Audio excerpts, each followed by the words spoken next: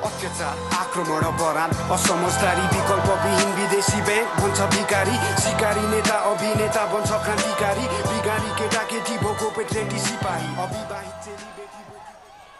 नमस्कार, सन्चै हुनुहुन्छ?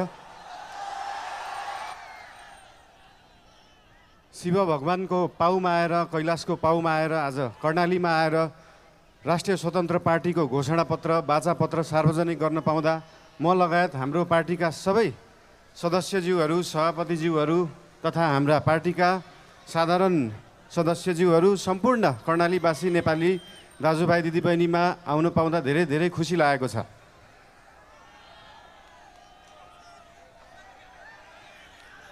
कर्णाली यो देशको सबैभन्दा ठुलो ताल, रारा ताल, राजा महेन्द्रले भन्नुभए जस्तो स्वर्गकी अप्सरा भएको ठाउँमा आउन पाउँदा धेरै खुसी लागेको छ।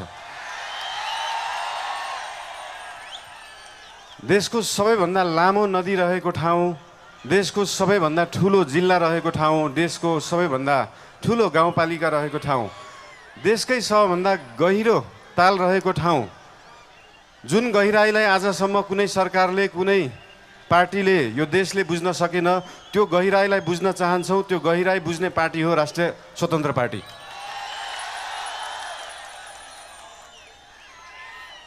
आजको दिनमा डोल्पाको सुन जस्तो मानिने यार्सा गुम्बा विश्वभरि पुग्न सक्छ, तर कर्णालीको स्याउ र मार्सी चामल त्यही चितवन र झापा पुग्न सक्दैन।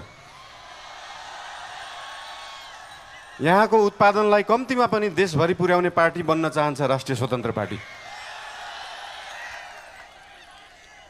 आफैमा यो सिन्जा भ्याली सिभिलाइजेसन, सिन्जा उपत्यका सभ्यता भएको ठाउँ, नेपाली भाषाको उद्गम स्थल, खस भाषाको उद्गम स्थल, यहाँ आफ्नै भाषा छ, आफ्नै लिपि छ, आफ्नै चित्रकला छ, आफ्नै नाचगान छ, आफ्नै जात्रा पनि छ। यो सबै भयो भने एउटा सभ्यता मानिन्छ। त्यो सभ्यता जोगाउने पार्टी बन्न चाहन्छ राष्ट्रिय स्वतन्त्र पार्टी। जसरी काठमाडौँ महानगरपालिकामा हाम्रो नेवा सभ्यताको नाचगान, त्यहाँको लिपि, त्यहाँको बाजागाजा, त्यहाँका मूर्त अमूर्त सम्पदालाई हामीले जोगाएर राखेका छौँ, त्यसरी नै यहाँ कर्णालीको सभ्यतालाई हामी जोगाएर राख्न चाहन्छौँ र त्यो जोगाउने पार्टी हो राष्ट्रिय स्वतन्त्र पार्टी। देशमा अझै पनि भोकमरी छ, अझै पनि 4 वर्ष मुनिका बालबालिकाहरूको मृत्युदर एकदमै बढ्दो छ, महिलाहरूको, आमाहरूको मृत्युदर बढ्दो छ। त्यो कर्णालीमा छ र त्यो कर्णालीको पीडालाई, गरिबीलाई, त्यो दुःखलाई बेच्ने नेता धेरै आए, त्यो गरिबीलाई बुझ्ने नेता धेरै आएका छैनन्। अहिलेसम्म कोही आएको छैन। त्यो बुझ्ने नेताहरू बन्न चाहन्छ राष्ट्रिय स्वतन्त्र पार्टीका नेताहरू।